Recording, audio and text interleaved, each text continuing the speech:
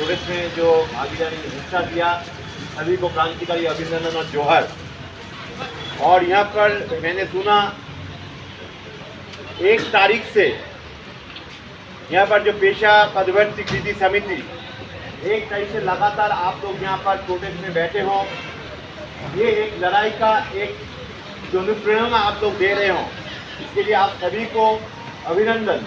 जिस तरीके से आप लड़ाई लड़ रहे हो, जैसे देखिए हम लोग जब एसएफआई जो करते हैं, हम एक स्लोगन देते हैं, एकलव्य हम शर्मिंदा है तेरे कातिल जिंदा है।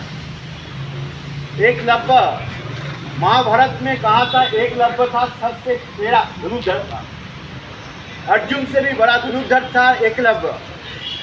लेकिन उसका कसूर था, वो एक आदिवासी थे, निषाद राज का बेटा था एकलव्य, और इसके लिए सिर्फ गुरु दक्षिणा के नाम पे उसका अंगुली काट लिया था गुरु द्रोण ने, और शिक्षा के उस टाइम शिक्षा के अंगन से बाहर कर दिया था, कंपटीशन से बाहर कर दिया गया था एकलव्य।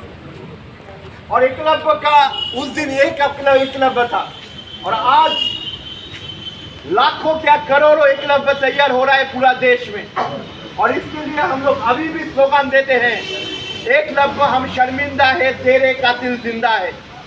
मेरे साथियों बोल रहा था, ये सिर्फ थाने, पालघर, नासिक सिर्फ यहाँ का नहीं है, पूरा देश भर आदिवासी छात्र किस तरीके से उसके साथ बतवा होता है। वो तो गाना था ना, तुम पियोगे पेप्सी कोला बिस्लरी का पानी, और हम कैसे अपने प्यास बुझाए कीचड़ गंदा पानी।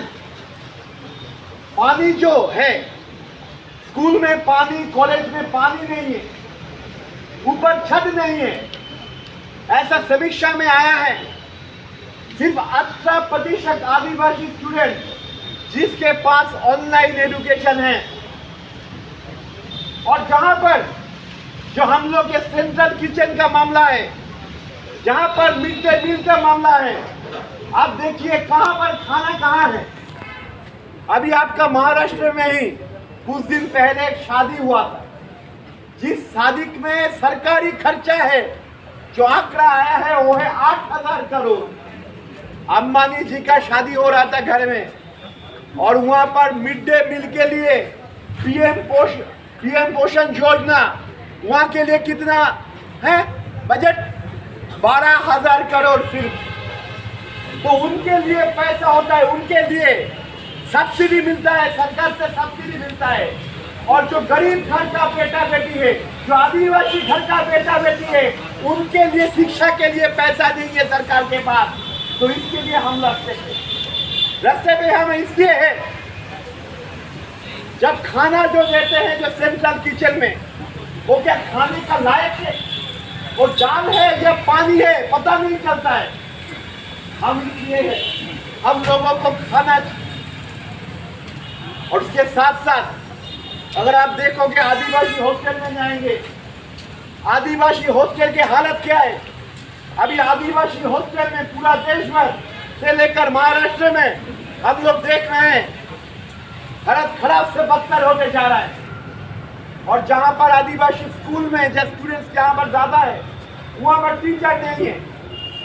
आप लोग जहां पर आपके नौकरी के लिए मांगों के लेकर इतना दिन से आप लोग रास्ते पे हो, यहाँ पर बैठे हो, आप लोगों को अपॉइंटमेंट है लेकिन आपको नौकरी नहीं मिल रहा है। और वहाँ पर आदिवासी स्कूल से लेकर बहुत सारे जगह जहाँ पर टीचर नहीं है। तो एक आदिवासी स्कूल में जहाँ पर सबसे ज्यादा समस्या होता है, एक भाषा, जहाँ पर देश में, हमारा देश में दुनिया के सबसे ज्यादा आदिवासी जनता रहता है इस देश में, इस इंडिया में। और वहाँ पर आदिवासी स्टूडेंट के साथ क्या बदलाव हो रहा है आप देखिए। अब ऐसा हो रहा है स्कॉलरशिप के मामले में, दिन प्रतिदिन आदिवासी स्टूडेंट्स के लिए जो स्कॉलरशिप हो रहा है वो बंद होते जा रहा है। आदिवासी हॉस्टल के लिए स्कॉलरशिप बजट में ना के बराबर है। तो ये सरकार क्या है? ये सरकार वही है जो गुरु द्रोण ने शुरू किया था। और इसके लिए अभी भी देखिए एकलव्य जिस तरीके से तैयार हो रहा है देश के हायर एजुकेशन इंस्टीट्यूशन में, उच्च शिक्षा में जहां पर भी है, आप देखिए वहां पर आदिवासी टीचर नहीं है, आदिवासी स्टूडेंट कम होते होते ना की बराबर हो गया है, क्योंकि शिक्षा के आंगन पे आदिवासी स्टूडेंट बाहर होते जा रहा है। तो हम लोग पूछना चाहते हैं ये लोग क्या चाहते हैं? ये जो केंद्र सरकार, ये राज्य सरकार जो है, ये ऐसा सरकार है जैसा एक तो है अमीर के लिए, उन लोगों के लिए सब्सिडी है, अमीरों के लिए उन लोगों के पास जो स्कूल में हम लोग देखते हैं, अपमानित स्कूल में बड़े बड़े सेलिब्रिटी के लड़का लड़की वहाँ पर पढ़ने के लिए जाता है, वहाँ पर उन लोगों के सब साधन होता है, लेकिन जो गरीब से गरीब घर का जो आदिवासी स्टूडेंट जो है, जो शिक्षा के आंगन में आते हैं, उनके लिए फीस कमाने का जो बात होता है, जीरो फीस का मामला जो हम लोग बोल रहे हैं, फीस स्टूडेंट स्कॉलरशिप देना पड़ेगा और ज्यादा, जैसे शिक्षा के आंगन में वो आए। लेकिन जो नया शिक्षा नीति लागू किया है सरकार, केंद्र और राज्य सरकार, और शिक्षा से बाहर होते जा रहे हैं आदिवासी स्टूडेंट, और इसके लिए हम लोग रास्ते पे हैं।